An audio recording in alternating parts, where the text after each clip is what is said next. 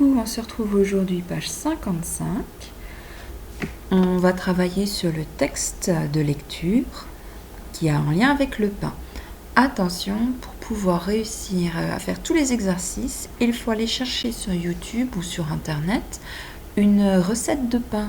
Et il faut regarder ce qui se passe. Alors je vais vous transmettre par mail et par WhatsApp une adresse d'une vidéo très bien faite. Si jamais, vous pouvez aller visiter n'importe quel autre lien qui propose des recettes de pain. Mais voilà, il faut le savoir, il y aura 2 exercices qui en auront besoin.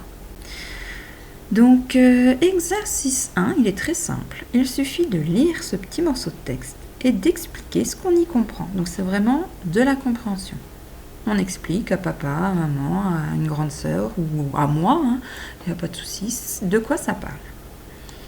Exercice 2. C'est un vrai ou faux.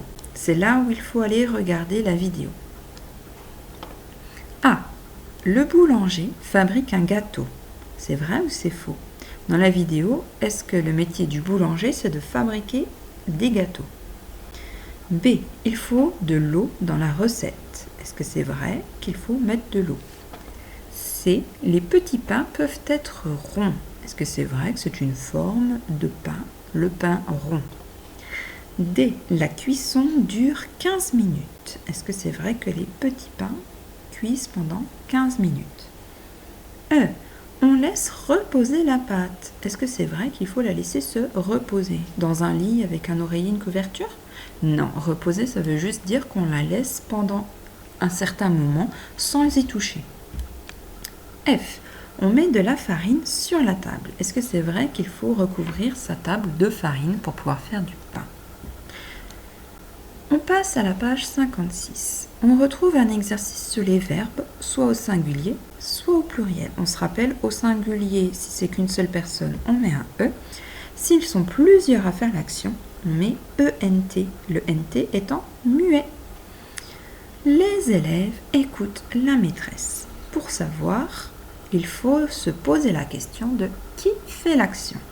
Qui est-ce qui écoute la maîtresse? C'est les élèves.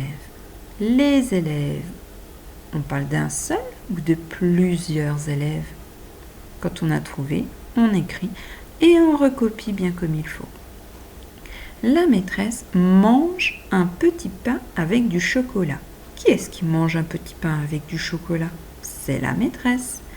La maîtresse, elle est toute seule ou on parle de plusieurs maîtresses? La maîtresse. Quand on a trouvé, on recopie.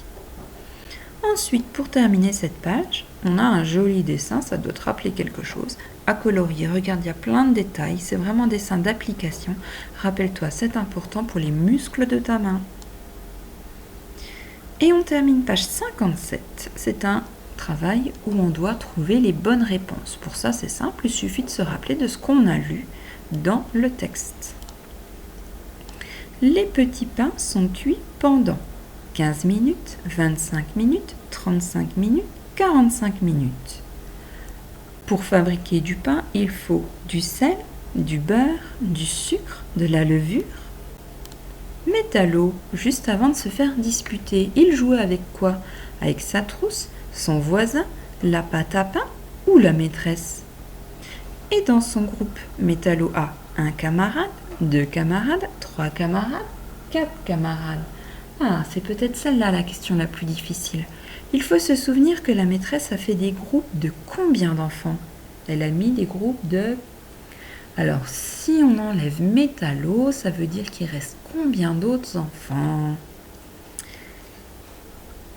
Et ici, dernière partie, dans le texte, tu as tous les ingrédients pour faire du pain qui sont cachés.